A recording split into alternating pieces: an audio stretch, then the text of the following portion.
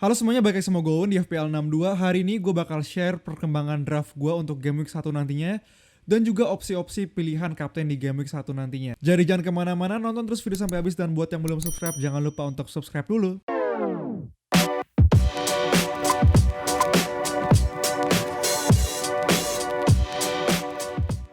Tapi sebelumnya gue mau ingetin lagi sama lo semua mengenai game yang seru banget, yaitu MPL Fantasy. Nah, game ini wajib banget lu mainin, apalagi buat lu pencinta bola, karena game ini menggunakan analisa dan juga strategi lu dalam menyusun tim fantasy lu atau tim sepak bola impian lu. Nah, selain itu sendiri pastinya MPL Fantasy ini seru banget karena MPL Fantasy ini daftar kompetisinya lengkap, hadiahnya cepet, jadi setelah satu pertandingan lu bisa langsung klaim hadiah lu, jadi nggak perlu nunggu satu musim. Dan pastinya nonton bola bakal jadi lebih seru juga karena lu bakal ada sensasi deg-degan nunggu hasil pertandingan dan juga ngelihat pemain-pemain lu yang lu pilih di MPL Fantasy apakah perform atau enggak. Ditambah lagi hadiah MPL Fantasy ini berupa berian kemenangan, di mana berian kemenangan ini bisa lo tarik menjadi saldo GoPay atau saldo link aja. Dan untuk sekarang satu berian kemenangan ini setara 200 saldo GoPay atau saldo link aja yang bisa langsung lo tarik untuk lo pakai buat jajan atau beli jersey tim bola kesayangan lo. Dan seperti yang kita semua tahu, kompetisi sepak bola Inggris udah mau bergulir lagi, dan di minggu depan bakal ada match seru banget, pertandingan antara Derby London yang mempertemukan antara Chelsea melawan Arsenal. Nah, jadi sambil nonton kompetisi Inggris, saran gue lu juga wajib banget buat main MPL Fantasy. Pastinya bakal ada kontes spesial untuk semua pertandingan di kompetisi Inggris. Jadi tunggu apa lagi, lu bisa langsung susun tim andalan lu di MPL Fantasy. Di MPL Fantasy sendiri pertandingannya lengkap, banyak kontes gratis, dan juga total hadiahnya mencapai puluhan ribu bulan kemenangan atau senilai jutaan rupiah saldo GoPay atau saldo link aja. Nonton bola bakal jadi lebih asik sambil main MPL Fantasy karena kalau lu jago nyusun tim,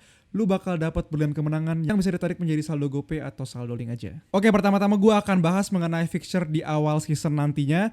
Dan gue di sini udah ambil data dari tim Bayer, dia pakai Soccer Power Index yang dia ambil dari 538, dan dia juga udah urutin di sini dari fixture-nya yang paling gampang sampai paling susah ya di 6 game week pertama. Dan di sini ada beberapa hal menarik yang pengen gue bahas pastinya. Kayak yang udah gue kotakin di situ, contohnya ada MU dan juga Liverpool, di mana menurut gue MU sama Liverpool ini solid banget. Bahkan MU sendiri kalau lihat di sini dia nggak bakal ketemu dari tim Big Six lainnya gitu. Jadi menurut gue wajib banget untuk kita targetin dua pemain dari dua klub ini. Gue sendiri bahkan bisa bilang ya minimal 2 gitu ya. Gue sendiri bahkan mungkin akan pilih sampai 3 gitu. Dan trik ini sendiri pastinya akan mempermudah lu dalam menyusun draft nantinya karena udah ada sekitar 4 atau 6 pemain yang fix ada di tim lu. Nah, kemudian kalau lihat sebenarnya Brighton dan Everton sendiri di sini dinilai lebih bagus sama mereka ya, tapi gue kurang yakin sama Everton dan juga Brighton di sini. Jadi gue rasa mungkin gue akan ambil Sanchez aja, walaupun gue rasa Veltman juga akan bisa jadi pilihan di harga 4,5 juta. Dan gue juga sering di video-video sebelumnya bahas mengenai defender dari Brighton kayak misalnya Dang juga. Tapi gue rasa di sini semakin deket sama seasonnya kita semakin tahu banyak informasi. Dan kalau kita lihat di sini banyak banget defender yang lebih worth it sebenarnya di harga segitu dan juga lebih murah. Dan untuk Everton sendiri gue dari awal emang udah kurang yakin sama Everton itu sendiri, dan gue makin yakin dimana gue kayaknya nggak bakal ambil pemain-pemain dari Everton pas gue ngelihat pertandingan mereka lawan MU. Walaupun kita tahu itu adalah bukan tim utama dari Everton itu sendiri, tapi tetap aja gue nggak impress sama permainan dari tim dari Rafael Benitez ini. Nah, berikutnya tim yang menurut gue fixture bagus juga adalah West Ham. Kalau lihat walaupun sebenarnya nggak sebagus MU dan Liverpool tadi, setidaknya 4 dari 6 pertandingan gue rasa masih aman untuk West Ham itu sendiri. Dan kemudian ada juga Aston Villa di sini yang bagus banget di 3 game week pertama. Tapi sekarang perdebatannya adalah banyak banget pemain yang bisa dibilang kurang pasti fit gitu ya untuk game week pertama nantinya. Kayak ada Buendia di situ, ada Watkins juga. Jadi gua rasa banyak yang khawatir ya bisa dibilang apakah kreativitas dari Aston Villa ini sendiri akan tercipta. Jadi apakah Ings bakal dapat bola-bola yang enak gitu ya buat dia bisa nyetak gol. Tapi gue rasa Buendia sendiri kalau fit pastinya akan menarik banget untuk masuk ke tim gue lagi. Tapi selain itu menurut gue Ings adalah salah satu pemain yang nailed untuk masuk ke tim gue dari Aston Villa itu sendiri. Ings bisa kita tahu dia adalah finisher yang gak perlu kita pertanyakan lagi ya, dan menurut gue sendiri dia juga bisa banyak menciptakan kreativitas, jadi nggak bergantung sama Buendia atau sama pemain-pemain midfieldnya lagi. Tapi menurut gue Ings sendiri adalah pilihan aman untuk Aston Villa nantinya. Nah, berikutnya ada Leicester juga di sini, bisa dikatakan punya 4 game week yang bagus dari 6 pertandingannya juga kayak West Ham. Dan yang menarik di sini menurut gue adalah Spurs yang lumayan tricky bisa dibilang, dimana game week pertamanya susah banget lawan Manchester City itu sendiri. Tapi game week 2 sampai game week 4-nya menurut gue ini adalah 3 game week yang bagus banget buat aset dari Spurs sendiri, terutama Son atau Kane. Tapi untuk Kane sendiri gue rasa ya kita masih bisa dibilang harus ngindarin Kane dengan isu-isu transfernya ini yang belum pasti. Jadi pilihan gue sendiri menurut gue untuk pertandingan game week 2 sampai game week 4, aset yang perlu kita perhatikan untuk Spurs adalah Son itu sendiri. Nah, untuk fixture-fixture itu sendiri pastinya nanti akan berpengaruh sama susunan pemain dan juga formasi kita untuk pilihan pemain di game week pertama. Jadi sekarang gue akan langsung aja kasih lihat tuh pada draft pemain gue untuk game week pertama nantinya. Oke, di sini udah ada draft gue yang pertama bisa dibilang, karena gue akan ada draft nanti kedua karena gue masih belum pasti ya. Sekali lagi gue kasih tahu ya, mungkin ada sekitar 8 atau 9 pemain yang udah pasti, tapi sekali lagi semakin banyak informasi yang kita terima pastinya kita terus bongkar pasang gitu ya. Jadi gue rasa ini sebenarnya juga masih belum fix, tapi sekitar 8 atau 9 pemain gue bisa bilang itu udah fix di tim gue. Dan di sini adalah tim gue dengan formasi 3-5-2, di mana ini adalah formasi yang gue suka banget di sini. Dan dari kiper sendiri udah gue bilang mungkin udah hampir pasti ya gitu, gue akan pakai Sanchez dan juga Foster untuk kombinasi dari kiper gue. Harganya 4,5 dan juga 4 juta, jadi menurut gue oke banget buat kiper itu sendiri. Brighton sendiri punya fixture yang bagus banget di 6 game pertama, dan juga Brighton bisa dibilang punya defense yang gak jelek-jelek amat. Dan juga untuk Sanchez sendiri menurut gue dia juga akan menghasilkan bonus-bonus poin ya untuk kiper itu sendiri. Nah, berikutnya untuk defender gue sendiri, gue pakai 3 back di sini, yaitu adalah Trent Alexander-Arnold, Shaw dan juga Tsimikas. Nah, untuk Trent Alexander-Arnold dan juga Shaw bisa dibilang udah hampir pasti untuk masuk ke tim gue. Yang menarik adalah di sini adalah Tsimikas, yang seperti yang kita tahu di sini adalah informasinya karena Robo ini cedera ankle bisa dibilang kalau gue nggak salah, dan juga jadi pilihannya adalah jatuh ke Tsimikas sebagai pemain natural di posisi left back yang bisa menggantikan Robo itu sendiri. Walaupun banyak perdebatan di situ bahwa ada yang bilang Klopp bisa pakai Milner lah di situ dan lain-lainnya, tapi menurut gue di sini juga pemilihan Tsimikas menurut gue tricky banget, karena di midfield sebenarnya kalau lu lihat di situ gue udah pakai Salah dan juga ada TAA di situ, jadi gue udah punya 2 pemain dari Liverpool. Dan kalau gue pakai Tsimikas di sini pastinya ini udah menutup slot gue untuk menambah pemain Liverpool lagi. Jadi pastinya kalau lu punya Tsimikas, lu harus ingat juga pertimbangannya adalah Tsimikas ini sebagai pemain slot ketiga Liverpool lu, karena kita tahu Liverpool ini bagus banget di fixture-fixture awalnya di 6 pertandingan pertama. Jadi pastinya kemungkinan besar ya mungkin aja lu mau atau gue juga mau pakai 3 pemain dari Liverpool itu sendiri. Dan kalau lu pakai Tsimikas di sini udah pasti lu nggak bakal punya pemain Liverpool lainnya. Lu nggak bisa pakai Jota, lu nggak bisa masukin Henderson lagi atau harus lu ganti.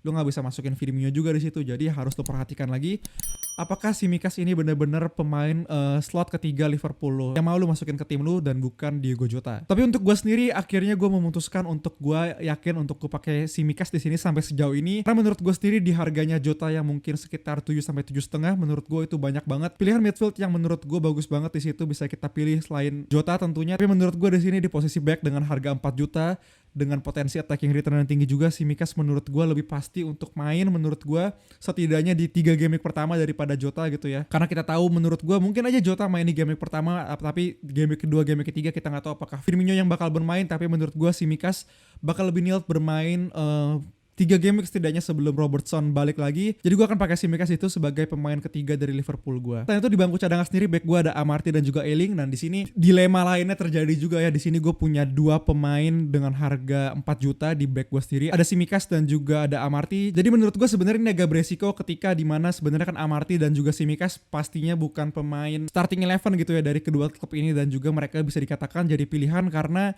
ya banyak yang cedera gitu. Dan juga nantinya misalnya kalau Johnny Evans udah balik lagi, Robertson udah balik lagi, apakah Amarty dan juga Tsimikas bakal tetap bermain? Menurut gua enggak. Dan banyak banget yang bilang bahwa mungkin di game week 4 sampai game week 5 kedua pemain itu Johnny Evans dan juga Robertson udah bisa aja kembali, dan nantinya lu akan punya bisa dibilang bench yang mati banget di situ, Amarty dan juga Tsimikas lu nggak bisa bermain lagi. Tapi sejauh ini gue masih akan tetap pakai 2 ini karena gue punya Ayling juga di bangku cadangan. Jadi pastinya gue rasa Ayling bisa cover gue setelah game week kelima, karena menurut gue setelah game week kelima atau 6 gitu pertandingan dari Leeds sendiri menurut gue udah bagus. Jadi menurut gue masih oke di sini, walaupun pastinya nanti akan banyak pertimbangan lagi apakah gue akan ganti Amarty sama satu back lagi 4,5 yang pasti bermain gitu kayak misalnya Veltman. Di situ masih ada kemungkinan karena di sini draft gue masih ada sisa uang 0,5 juta. Nah, naik ke posisi midfield di sini gue ada Rafinha, Barnes, Salah dan juga Greenwood dan Fernandes di situ. Untuk 2 pemain midfield gue sendiri yang udah pasti di sini adalah Salah dan juga Fernandes. gue bukan tim yang aneh-aneh, gue nggak pakai Bruno segala macam, gue nggak mau kayak gitu. Karena menurut gue sendiri mereka sendiri udah terbukti di FPL dan juga pertandingan mereka bagus banget untuk Liverpool dan MU itu sendiri. Jadi pastinya gue akan pakai Salah dan juga Fernandes di sini, dan 3 pemain lain di sini.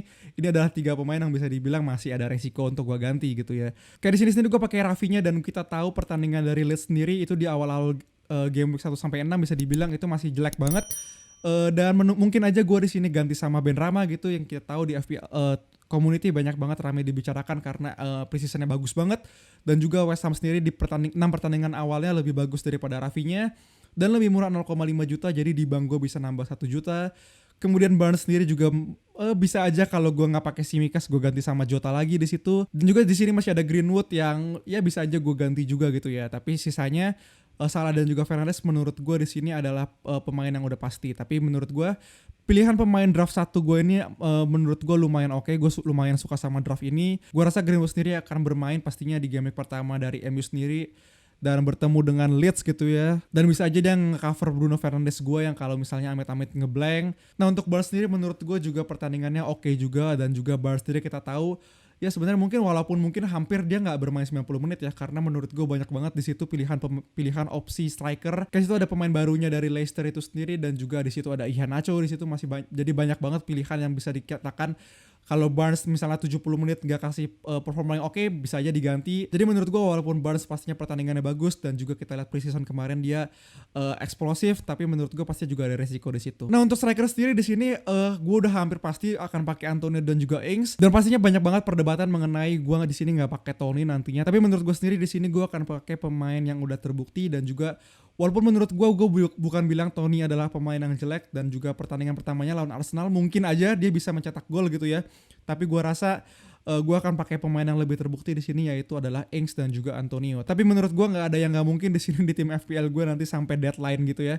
Gue mungkin aja ganti sama formasi 3-4-3 di mana nanti gue akan pakai Tony satunya lagi. Tapi menurut gue kalau gue disuruh pilih 2, gue akan pilih Antonio dan juga Ings di situ. Dan kalau ada slot ketiga mungkin gue akan pakai Tony di situ. Nah jadi seperti ini tim gue untuk draft pertama. Kalau lihat di sini sebenarnya gue lumayan suka, tapi ada satu hal yang menurut gue masih gue kurang srek gitu ya, dimana di match day kedua sampai ke match day keempat gue di sini nggak bisa punya Son bisa dibilang, karena nggak mendukung gitu ya, secara keuangan juga, secara transfer juga bisa dibilang nggak mendukung.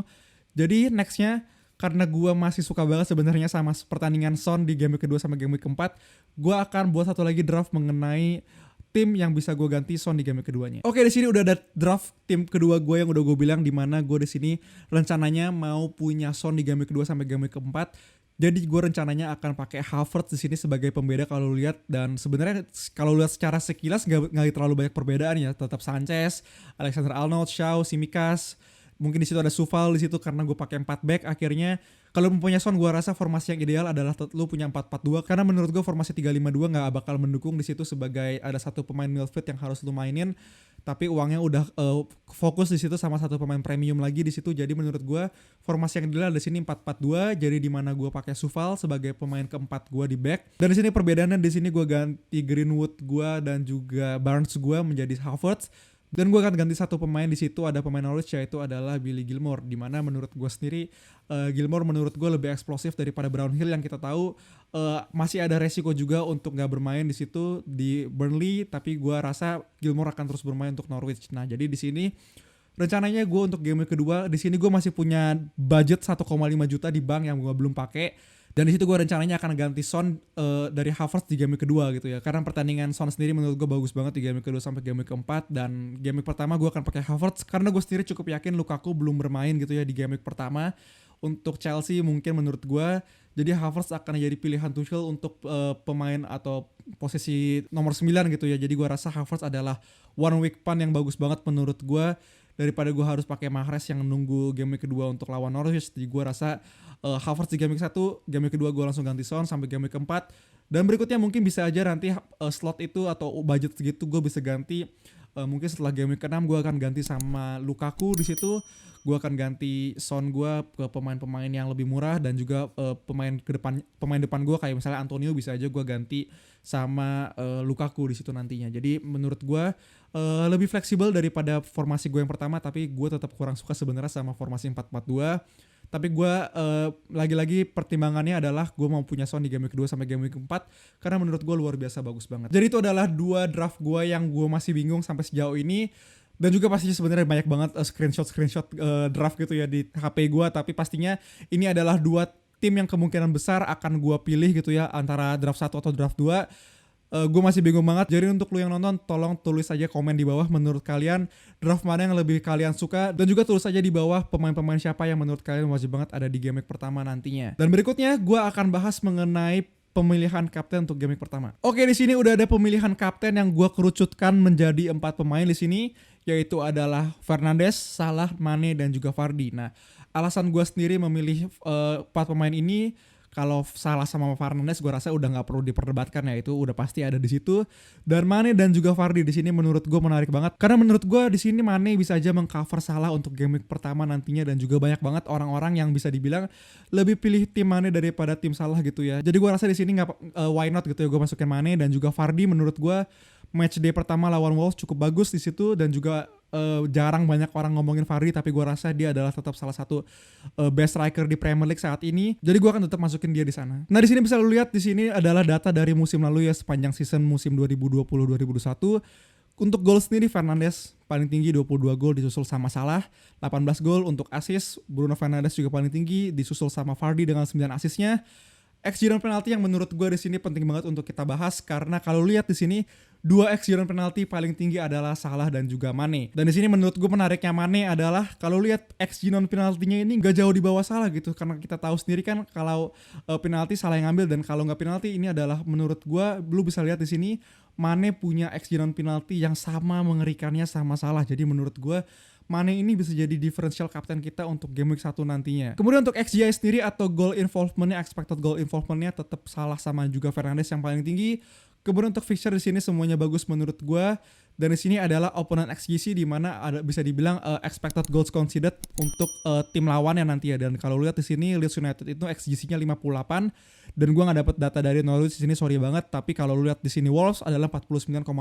Jadi bisa dibilang kalau Wolves sama Leeds, menurut gue Leeds punya kesempatan kebobolan yang jauh lebih tinggi daripada Wolves itu sendiri. Jadi menurut gue di sini pemilihan kapten tetap aja balik lagi jatuh ke nama Salah menurut gue.